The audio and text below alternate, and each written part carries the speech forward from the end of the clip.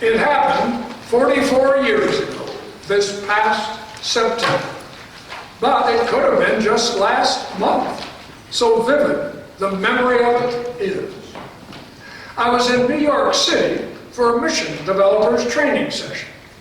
All the mission developers from across the country who were starting new congregations that fall gathered along with our field supervisors to undergo 3 days of training to help us begin our work.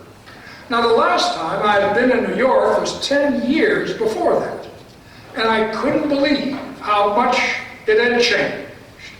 Broadway had gone from being a street which had been great fun to walk at night, glittering as it did with its theater signs all lit up and the crowds of people all dressed up for a night on the town, to a street you didn't even want to walk down in broad daylight. So filled it was with addicts and prostitutes and peep show pitchmen. You couldn't walk 3 steps back in 1976 on that street without somebody accosting you with obscene photographs, promising the real thing if only you just step inside for the show. And the contrasts, the stunning, horrifying contrasts of the city. You turn a corner and go from people streaming onto the sidewalks from the subway, forming a sea of people waving down the sidewalk on their way to work, to a side street, nearly empty, except for winos laying on the sidewalk, and the stench of it would almost knock you down. But the others with you on the street, not seeming to notice, walking by and around the bums and derelicts without stopping, not even looking. And you got the feeling that's how you survive in that city, not noticing, not paying attention to anyone or anything. Just keep moving amidst the sea of people that move down the sidewalks in those great waves. Now, I love cities. I love downtown areas. But New York at that time was intimidating, frightening. One evening, I went to dinner with a field supervisor from Chicago.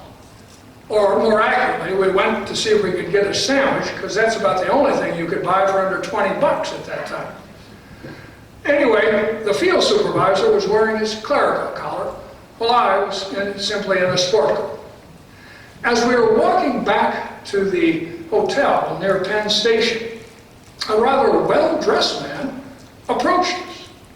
Now, he thought my companion, dressed as he was in a clerical collar, was a Catholic priest, because he addressed him as Father.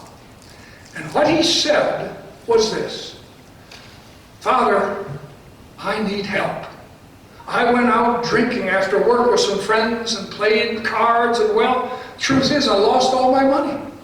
And now I don't even have enough to get home. I can't call my wife, she'd kill me. So you see, this isn't the first time this has happened. Would you give me a couple of dollars so I can get home?" And my first reaction was to step back, to try to get out of the situation, because something didn't seem right.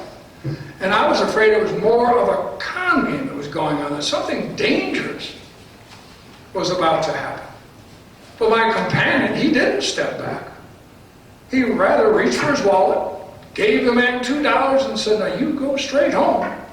Go to your family." And that's when it happened. The man gave the $2 back and said, "I really don't need it, Father. It was a test. You see, I'm Jewish, and all I hear is how Christians love their fellow man and are always helping their neighbor and the stranger. And frankly, I got sick to death of hearing that. So I thought I would just test it. I wanted to see if it was true what they say about Christians. Well, you passed the test. I guess it is true. Good night, and may God bless you." And with that, disappeared into the darkness. And I was embarrassed, ashamed really.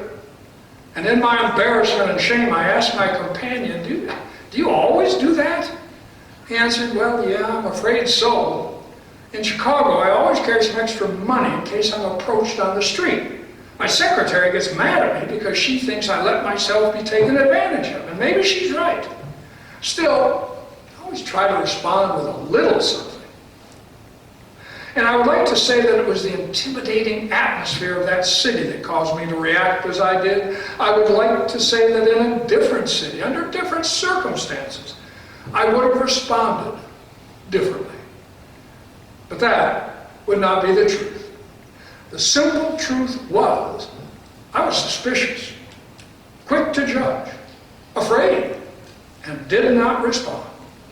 And what haunts me to this day, even after 44 years, what still makes me feel ashamed is that if I had been alone, the man would have walked away certain that Christians did not mean what they say.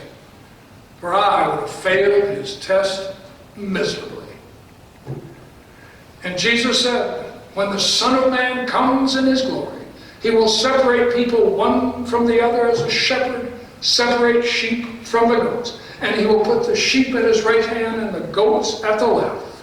And what is it that makes for a goat?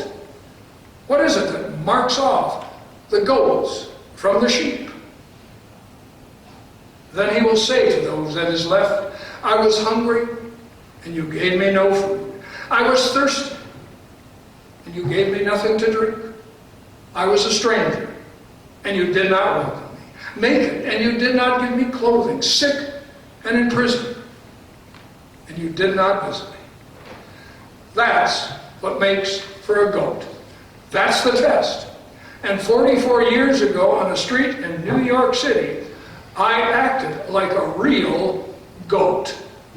Failed the test miserably. And it wasn't the first time either, nor the last time.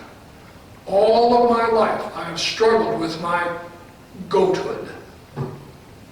What Jesus asks, according to that story of the sheep and the goats, heard as our gospel reading, is simply that we be faithful. That we live out the gospel of kindness and compassion and mercy each day, in whatever way, wherever we can. That's really what's so stunning about the story.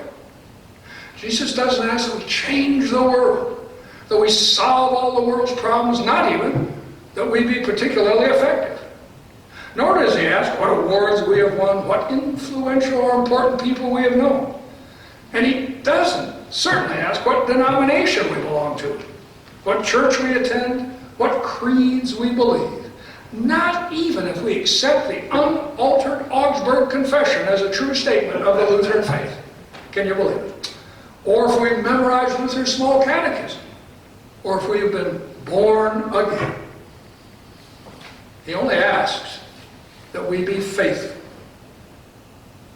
Did you feed the hungry? Did you clothe the naked? Did you welcome the stranger? Did you visit the prisoner, the sick? That is what he asks. And there's something else about the story that is equally stunning. Before it's a story about believers, it's a story about unbelievers, non-Christians, all the nations. That's why the unbelievers in the story are so astonished. They had no idea that in feeding the hungry or clothing the naked or welcoming the stranger, they were in fact putting themselves in relationship to Christ and were being faithful and righteous. What the story tells us is that finally it's not our words or creeds or professions of faith that put us in a relationship to Christ, but doing the will of God as Jesus taught it. And as Jesus taught it, the will of God is that we feed and clothe and welcome and visit and care for those in need. And as believers, perhaps we can learn something from these unbelievers whom Christ welcomed to the joy of his kingdom. The unbelievers simply saw the others as fellow human beings and were human to them, simply showing kindness and compassion to those who desperately needed a little kindness and compassion. And maybe that's much of the problem for believers today.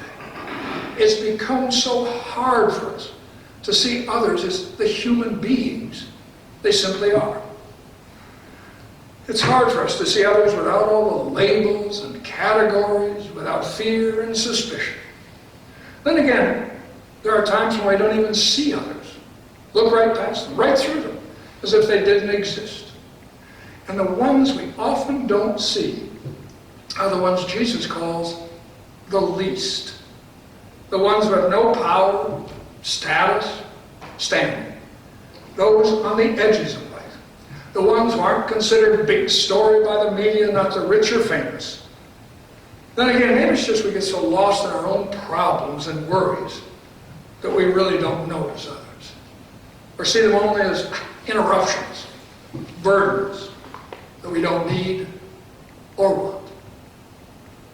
The dying words of a German poet were these words: light, light, let there be more light. A Spanish philosopher later reflected on these words and he said, it's not more light that we need, but more warmth. Warmth. Warmth. More warmth. We die of cold, not of darkness. It is not the night that kills, but the frost. And I would agree. It is more warmth that we need. And there seems to be so little warmth and graciousness to life today. And if we're not careful, we ourselves can grow cold. Now, of course, today is the day we call Christ the King Sunday. And to be honest, all I know about kings and kingdoms is what I read in the tabloids standing in line at the grocery store or watching PBS. But I don't think it's Prince William or Prince Harry who we're supposed to have in mind today. To speak of Christ as King is to speak of what rules our hearts and minds and actions. And chances are there are more days than we care to admit that maybe it's not Christ's grace and mercy that rules us. Maybe I'm not the only one who feels like a goat some days, acts like a goat. Maybe you struggle with goathood too.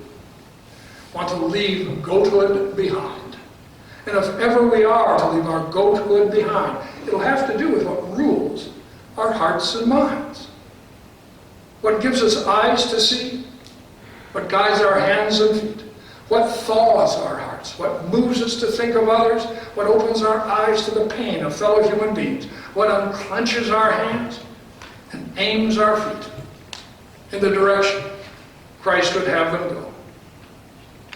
Many years ago, a member of the congregation who often served at Redeemer Soup Kitchen told me about seeing a rather strange sight there one morning. He saw one of those he had served and had come to know of it standing at the back of the room with his arms outstretched like that. And he stood like that for like 5 minutes or more. The member finally asked one of the kitchen regulars, why in the world was that guy standing there like that? And the person replied, oh, don't worry about it. He just thinks he's Christ now and then. The truth is, of course, he was Christ. He is Christ. What was surprising to those in our gospel reading, whom Christ welcomed into the kingdom, was that in serving the least, they were serving Christ himself. Lord, when did we see you hungry? Or give you food, or thirsty, strange, or naked? Jesus answered, just as you did it to one of the least, you did it to me. Christ is there in all who hunger and thirst and need a friend. And to do whatever we can, whenever we can, is to be faithful to Christ. 44 years ago, on a street in New York City, Christ approached, disguised as of all things, a Jewish businessman. And I was a real goat to him. And ever since that day, I try to give a little something to anyone who asks. Sometimes I fail though still. But I try not to judge them, not worry about being taken for a ride, because, well, you just never know. And because it's one small way of leaving goathood behind. Amen.